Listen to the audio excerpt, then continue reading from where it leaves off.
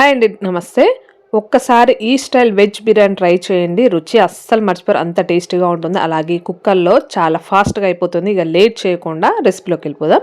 First ఒక mixie jar తీసుకొని దాంట్లో 5 నుండి 6 వరకు లవంగాలు, ఒక మరాఠీ మొగ్గ, జాపత్రి, ఒక అనాస పువ్వు, కొంచెం దాల్చిన చెక్క. అనాస పువ్వు స్మెల్ నచ్చదంటే స్కిప్ చేసేసుకోవచ్చు.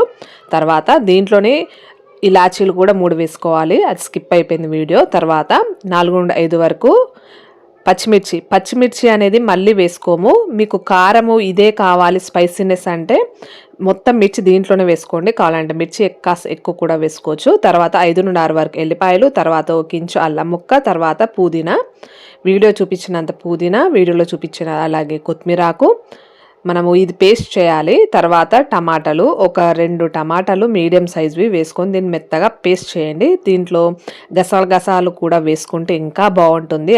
అది కూడా వీడియో స్కిప్ అయిపోయిందండి. దీంట్లో గసగసాలు కూడా 1 టీ స్పూన్ వరకు వేసుకొని బాస్మతి రైస్ని ఒక అరగంట పాటు 2 కప్పుల బాస్మతి రైస్ని ముందే నానబెట్టుకున్నాను. తర్వాత ఒక ప్రెషర్ కుక్కర్ తీసుకొని దాంట్లో 2 టేబుల్ స్పూన్ల ఆయిల్, అలాగే 1 టేబుల్ స్పూన్ నెయ్యి వేసుకొని ఆనియన్, 2 మీడియం సైజ్ ఆనియన్ ఇలా సన్నగా కట్ చేసుకొని కొంచెం దూరగా వేయించుకోండి ఫస్ట్. తర్వాత లైట్గా సాల్ట్ వేసుకొని వేయించుకుంటే మనకు ఆనియన్స్ అనేవి చాలా ఫాస్ట్గా వేగుతాయి. చూసారు కదా, మన ఆనియన్స్ అనేది ఇలా రెడ్ కలర్ అయ్యేంత వరకు వేయించుకున్నాక దాంట్లో ఒక 7 నుండి 8 వరకు కాజు దీంట్లో వేసుకొని అది కూడా వేయించుకోండి. అది కాస్త వేగాక ఇప్పుడు దీంట్లో మనము మసాలా దినుసులు ఇంకాస్త వేసుకోవాలి. బగారాకు, అలాగే మిరియాలు, సాజీరా, అనాస పువ్వు ఇవన్నీ వేసుకోండి. అలాగే ఇలాచీ కూడా వేసుకోవాలి. తర్వాత ఇదంతా వేసుకొని వేయించుకోవాలి. ఆ మసాలా అనేది కొంచెం వేగాక ఇప్పుడు దాంట్లో మనకు కూరగాయల ముక్కలన్నీ వేసుకోవాలి. మనం పచ్చిమిర్చి ఆల్రెడీ మిక్సీ పట్టుకున్నాం కాబట్టి అవసరం లేదు. తర్వాత కూరగాయ ముక్కలు, బీన్స్, పావు కప్ వరకు క్యాప్సికమ్ ముక్కలు, పావు కప్ వరకు స్వీట్ కార్న్ ముక్కలు, పావు కప్ వరకు ఆలు, తర్వాత పావు కప్ వరకు క్యారెట్, అలాగే ఎండు బఠానీ ఆల్రెడీ నైటే నానబెట్టేసుకున్నాను నేను. మీ దగ్గర పచ్చి బఠానీ ఉంటే కూడా వేసుకోవచ్చు. ఇదంతా వేసుకొని బాగా కలుపుకోండి. దీంట్లో మనం ఇలాచీ అనేది నేను ఇప్పుడు చూపిస్తున్నాను వేసుకునేది. 3 ఇలాచీలు వేసుకోండి. దీంట్లోనే వేసుకొని కాస్త సాల్ట్ వేసుకొని బాగా కలుపుకొని ఒక 5 నుండి 10 నిమిషాల వరకు ఇలాగే ఉంచుకోవాలి మూత పెట్టేసి. మనం సాల్ట్ వేసాం కాబట్టి నీరు బాగా ఊరి మనకు కూరగాయల ముక్కలు కూడా కాస్త ఉడుకుతాయి, ఒక 20%. ఇప్పుడు బాగా కలుపుకొని మనం ఆల్రెడీ పేస్ట్ చేసుకున్నాం కదండి, ఆ పేస్ట్ దీంట్లో వేసుకోవాలి. మనం పేస్ట్ మొత్తం పచ్చివి వేసుకున్నాం కదా, కొత్తిమీర, పుదీనా, ఇదంతా ఇది పచ్చి వాసన పోయేంత వరకు మంచి ఆయిల్లో వేయించుకోవాలి. కాబట్టి దీన్ని బాగా ఆయిల్లో వేయించుకొని బాగా కలుపుకోవాలి.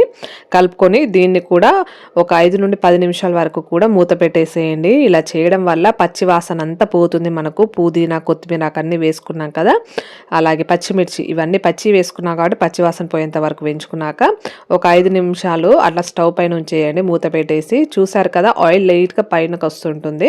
ఆ టైంలో మూత తీసి బాగా కలుపుకొని ఇప్పుడు దీంట్లో 1 టీ స్పూన్ వరకు ధనియాల పొడి, అలాగే 1 టీ స్పూన్ వరకు బిర్యానీ మసాలా ఉంటే వేసుకోవచ్చు, లేకపోతే స్కిప్ చేసేయండి. తర్వాత 2 టేబుల్ స్పూన్ వరకు పెరుగు వేసుకొని బాగా కలుపుకోండి.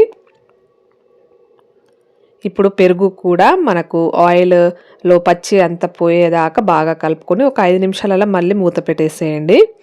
ఒక 5 నిమిషాలతో మూత తీసి బాగా కలుపుకొని దీంట్లో మనము వాటర్ యాడ్ చేసుకోవాలి. ఎందుకంటే పచ్చి వాసన అంతా పోయాయి. ఇప్పుడు కూరగాయలు కూడా మనకు మ్యాక్సిమం ఉడికిపోయాయి, ఒక 40%. ఇప్పుడు దీంట్లో మనం వాటర్ వేసుకోవాలి. వాటర్ మనం రైస్ అనేది 2 కప్పులు తీసుకున్నాం కాబట్టి 1 కప్పుకు 1.5 కప్పు వాటర్, లేకపోతే ఇంకాస్త మీరు రైస్ పాతదైతే 1.5 కప్పు సరిపోతాయి. కాస్త కొత్త రైస్ అయితే 1 పైన పావు కప్పు వేస్తే సరిపోతుంది. ఎందుకంటే కుక్కర్లో వండుకుంటున్నాం కాబట్టి వాటర్ తక్కువ వేస్తేనే రైస్ అనేది మనకు పుల్లలుగా వస్తాయి. కొద్దిగా వాటర్ అనేది మనకు మరుగుతున్నాయి కదా, ఈ టైంలో కాస్త కొత్తిమీరాకు వేసుకొని మనము ఆల్రెడీ నానబెట్టుకున్న బాస్మతి రైస్ దాంట్లో వేసుకొని బాగా కలుపుకొని మూత పెట్టేసేయండి. హై ఫ్లేమ్లో 2 విజిల్స్ వస్తే సరిపోతుంది, మనకు రైస్ అనేది అయిపోతుంది. తర్వాత మనకు రైస్ అయిపోయింది. ఇప్పుడు మూత తీసి చూపిస్తాను ఎలా అయిందో రైస్ అనేది. చూసారు కదా ఎంత బాగా వచ్చేసిందో రైస్, చాలా కలర్ఫుల్గా చాలా బాగుంటుంది. దీంట్లో స్వీట్ కార్న్స్ అంటే మీ దగ్గర ఉంటే వేసుకోండి, లేకపోతే స్కిప్ చేసేసుకోవచ్చు. ఈ రెసిపీ ఒకసారి ట్రై చేయండి, చాలా బాగుంది, చాలా కమ్మగా ఉంది, ఎప్పుడు తినని టేస్ట్గా ఉంటుంది, చాలా బాగుంటుంది. ఒకసారి ట్రై చేసి ఎలా వచ్చిందో నాకు కామెంట్ సెక్షన్లో కామెంట్ చేయండి. Bye bye.